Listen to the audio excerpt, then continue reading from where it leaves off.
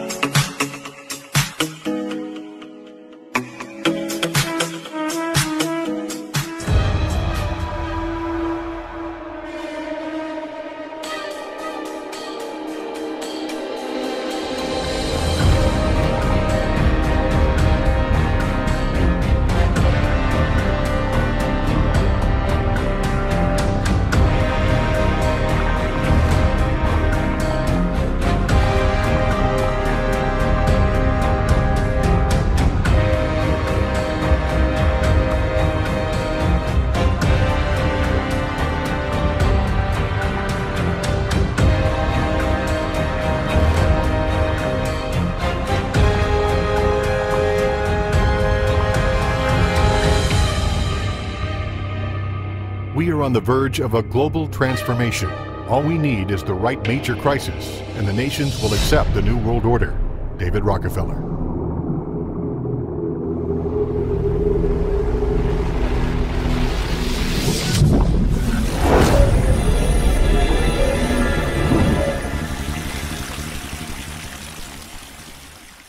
You people and 62 million other Americans are listening to me right now because less than 3% of you people read books.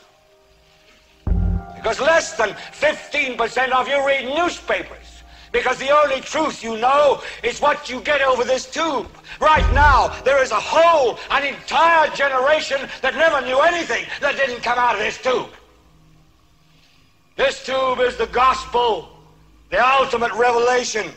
This tube can make or break presidents, popes, prime ministers. This tube is the most awesome goddamn force in the whole godless world. And woe is us if it ever falls into the hands of the wrong people. And when the 12th largest company in the world controls the most awesome goddamn propaganda force in the whole godless world, who knows what shit will be peddled for truth on this network. So you listen to me. Listen to me. Television is not the truth. Television is a goddamn amusement park.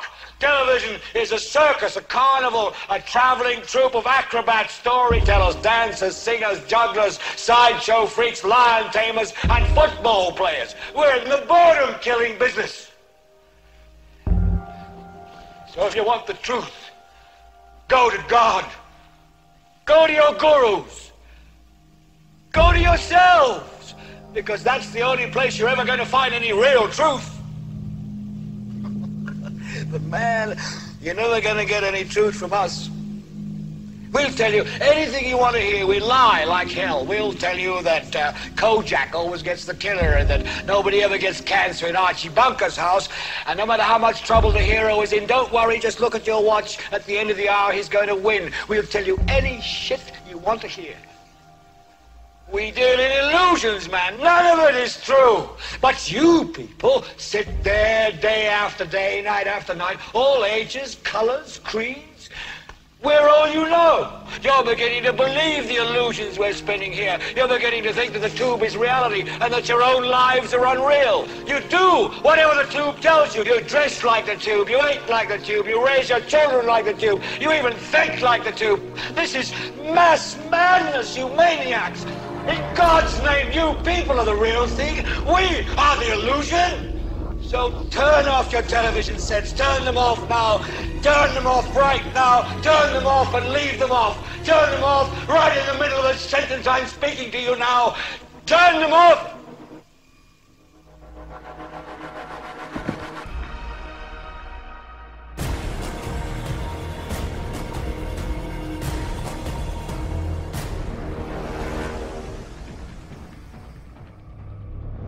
The media, which forms part of this conspiracy, they've been able to convince the people that unless something is on the cover of the New York Times, the Washington Post, Le Monde, The Economist, Wall Street Journal, it doesn't exist, which is why so many times people say to me, if what you say is true and it is shocking, why is it not on the cover of the New York Times? Because again, the New York Times of this world, they form part of the Bilderberg organization, they form part of all these other societies, they're part of the elite. Their job is not to tell the truth, but to sell a particular vision of reality which the elitists need to move their agenda forward.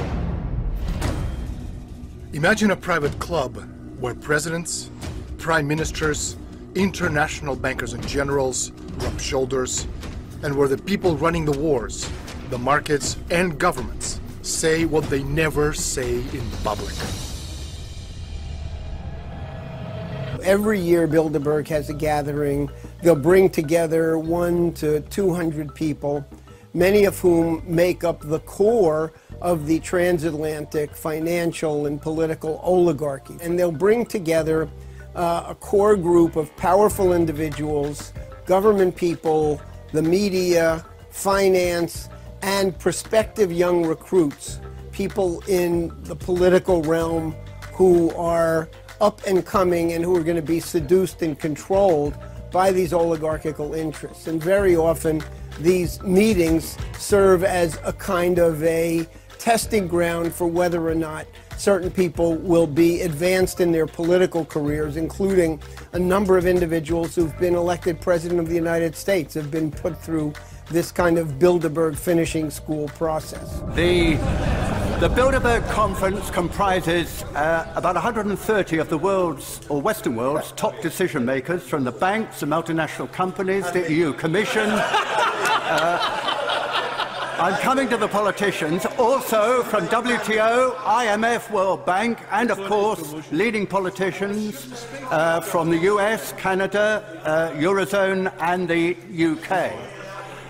And I think, though they were clearly discussing some of the biggest issues confronting the Western economies at this time, why have we had no statement, either from the Prime Minister, or from the Chancellor, or indeed from the Minister without portfolio, all of whom intended in an official capacity? Why did they offer no statement, even though such decisions may well have a significant effect on UK government policy or the livelihood of future UK citizens?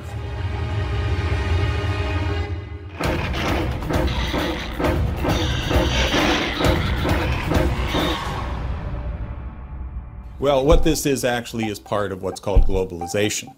You had in the 60s and then continuing in an expanding form in the 70s and 80s a rash of mergers which corporations merged, agricultural corporations merged, the financial institutions merged, and you had a general takeover of the world economy by these huge mega firms.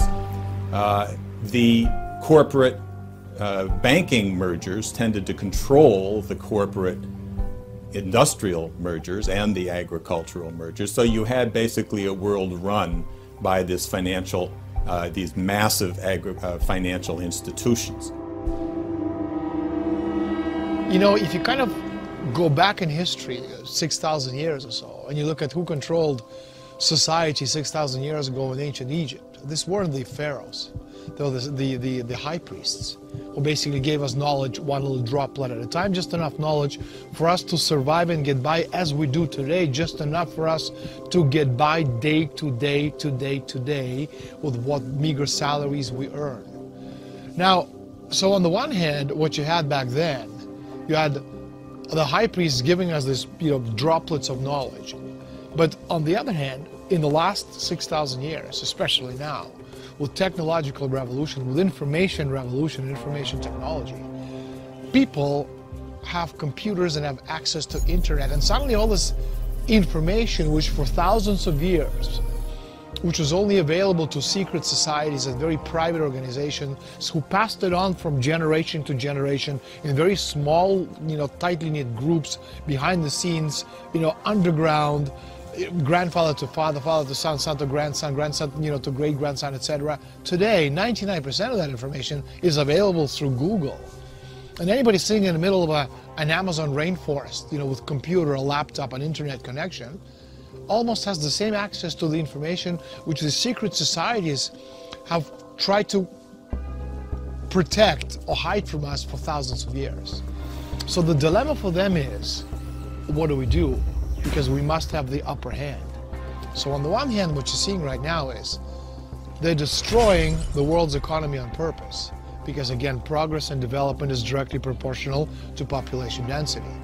So if you have technology, you have more. If you don't have technology, if you can destroy technology on purpose, if you can go to zero growth, deindustrialization, demand destruction, is going to get a point in the development of society where you're not going to have enough technology to support this rapid population growth, and the base of population is going to collapse. What is being planned as you and I are on the air tonight, and what has been coming together into that old term, the perfect storm, is literally brewing right over our heads. Looks to me like there's going to have to be a dramatic drop in population. That's exactly what the devil wants. It is and includes military maneuvers in the United States, military actions that are forthcoming, and that will be so deep and so penetrating that the United States will never be the same. And somebody mentioned, well, why would they want to reduce the human population when that means less money for them? Most people have no idea. They're not after money. They have all the money they need. They're after power. The Bilderberg runs it, or the Trilateral, or the CFR, or Bohemian Grove, or whatever it is. All of those are power centers that jostle each other and coexist. But what they amount to is an oligarchy. The mentality of oligarchy always depends on the idea that there's an elite and a mass. And there can't be anything in between. There's really no room for a middle class in oligarchy. So the elite has to justify itself based on what? Why should they rule? Are they smarter? Are they more efficient? Are they better? They're probably none of those things. They're probably inferior in many ways. So they've got to find other ways to justify what is an irrational principle of domination.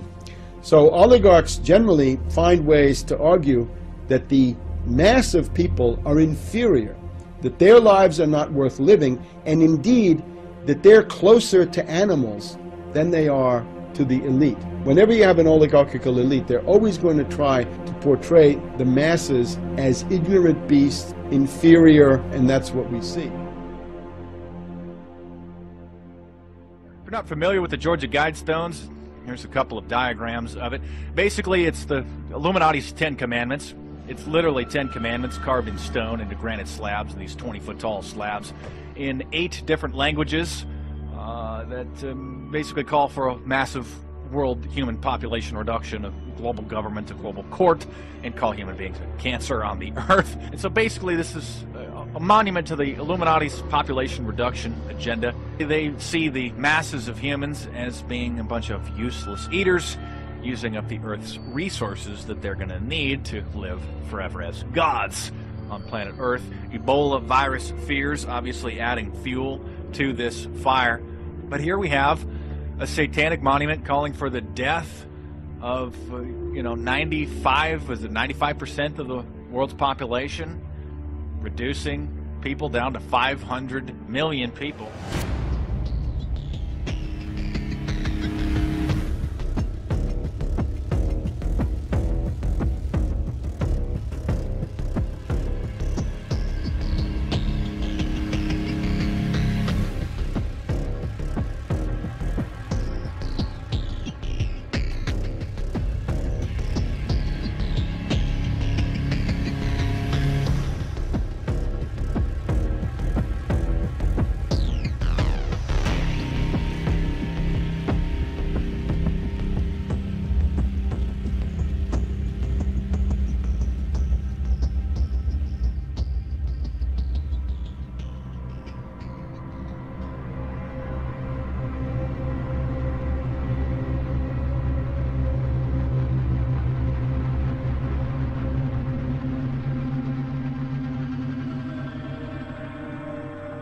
In the event that I am reincarnated, I would like to return as a deadly virus in order to contribute something to solve overpopulation.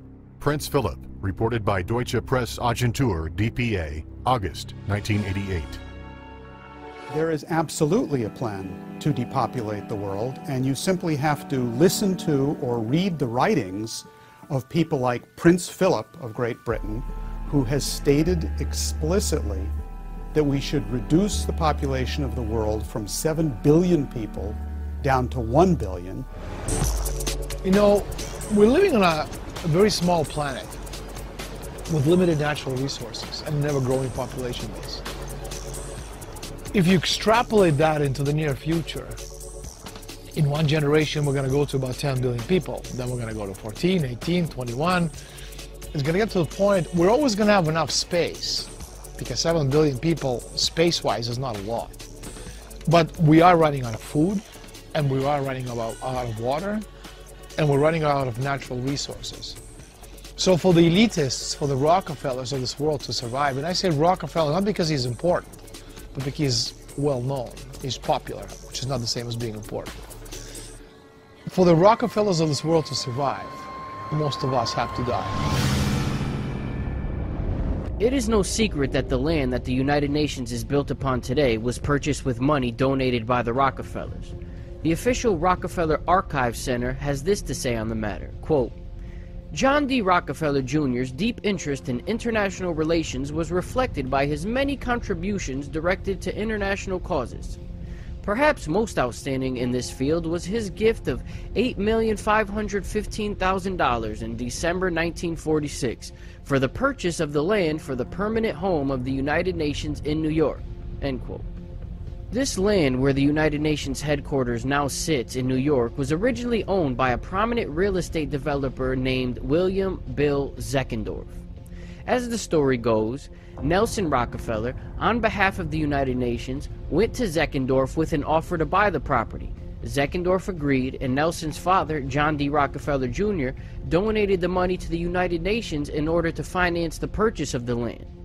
While this story is usually presented as just another selfless act of charity by the Rockefellers, there is some evidence to suggest that there were ulterior benefits associated with this donation.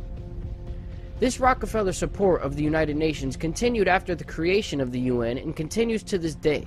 It would be too much to list all of the ways that Rockefeller-related organizations contribute to the United Nations today, but their influence can be seen through examples like the Rockefeller Foundation providing grants to the United Nations, or the Rockefeller Brothers Fund funding the United Nations Foundation. More important, though, than the motive to make some money off of a land deal was the Rockefeller vision of a one-world government, as revealed on page 405 of David Rockefeller's autobiography, Memoirs. It is in this passage that David reveals his family's ultimate goal. Quote, for more than a century, ideological extremists at either end of the political spectrum have seized upon well-publicized incidents such as my encounter with Castro to attack the Rockefeller family for the inordinate influence they claim we wield over American political and economic institutions. Some even believe we are part of a secret cabal working against the best interest of the United States, characterizing my family and me as internationalists, and of conspiring with others around the world to build a more integrated global political and economic structure, one world, if you will. If that's the charge, I stand guilty, and I am proud of it. End quote. The United Nations fits well into the Rockefeller family goal to build a more integrated global political and economic structure, one world. Through United Nations programs such as Agenda 21, local decision-making power is being eroded and being replaced by regional governments that continue to become more centralized. Whatever the price of the Chinese Revolution, it has obviously succeeded not only in producing more efficient and dedicated administration, but also in fostering high morale and community of purpose. The social experiment in China under Chairman Mao's leadership is one of the most important and successful in history. David Rockefeller, New York Times, August 10, 1973. There will be, in the next generation or so, a pharmacological method of making people love their servitude and producing dictatorship without tears, so to speak, producing a kind of painless concentration camp for entire societies, so that people will in fact have their liberties taken away from them, but will rather enjoy it because they will be distracted from any desire to rebel by propaganda or brainwashing enhanced by pharmacological methods. And this seems to be the final revolution. If you're going to control any population for any length of time, you must have some measure of consent. It's exceedingly difficult to see how pure terrorism can function indefinitely. It can function for a fairly long time, but I think sooner or later you'll have to bring in an element of persuasion, an element of getting people to consent to what is happening to them. It seems to me that the nature of the ultimate revolution with which we are now faced is precisely this, that we are in process of developing a whole series of techniques which will enable the controlling oligarchy who have always existed and presumably will always exist to get people to love their servitude. Aldous Huxley. And here I would like briefly to compare the parable of Brave New World with another parable which was put forth more recently in George Orwell's book 1984. I'm inclined to think that the scientific dictatorships of the future, and I think there are going to be scientific dictatorships in many parts of the world, will be probably a good deal nearer to the Brave New World pattern than to the 1984 pattern. They will be a good deal nearer, not because of any humanitarian qualms in the scientific dictators, but simply because the Brave New World pattern is probably a good deal more efficient than the other. But if you can get people to consent to the state of affairs in which they are living, the state of servitude, the state of being, well, it seems to me that the nature of the ultimate revolution with which we are now faced is precisely this, that we are in process of developing a whole series of techniques which will enable the controlling oligarchy, who have always existed and presumably always will exist, to get people actually to love their servitude. People can be made to enjoy a state of affairs which, by any decent standard, they ought not to enjoy. And these methods, I think, are a real refinement on the older methods of terror, because they combine methods of terror with methods of acceptance. But then there are various other methods which one can think of. There is, for example, the pharmacological method. This was one of the things I talked about in Brave New World. And the result would be that, I mean, you can imagine a euphoric which would make people thoroughly happy even in the most abominable circumstances. I mean, these things are possible.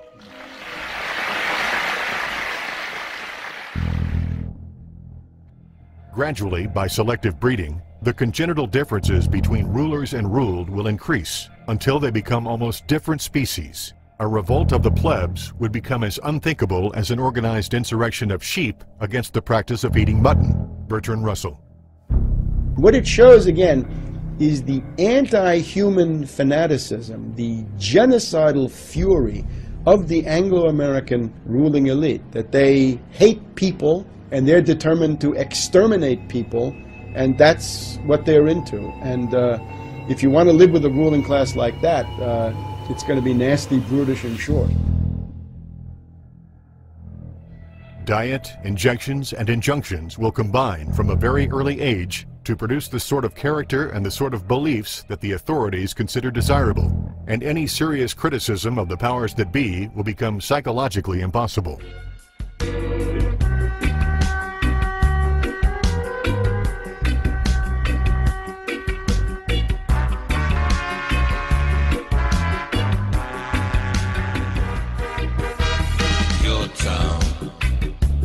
Get them put on lockdown. Everywhere is being closed down. Might sound. Just get them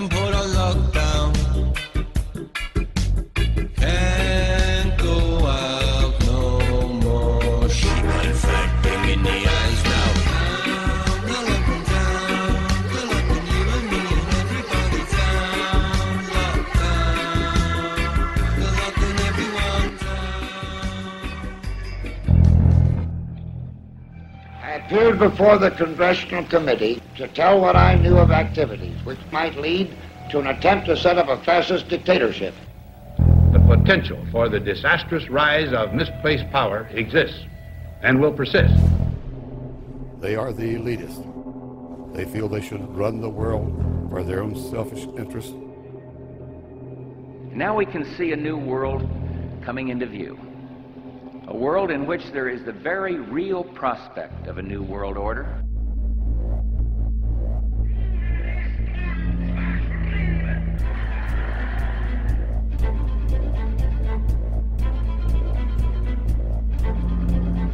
There is a chance for the President of the United States to carry out a phrase his father used, and that is a new world order.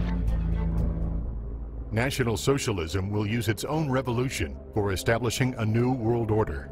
Adolf Hitler. I think you need a new world order that China has to be part of the process of creating it, and they have to buy in. They have to own it the same way as, let's say, the United States owns the Washington Consensus, the current order. And then I said to him, what are the ultimate goals here? He said the ultimate goal is to get everybody in this world chipped with the RFID chip, and have all money be on those chips and everything on those chips. And if anybody wants to protest what we do or violate what we want, we just turn off the chip.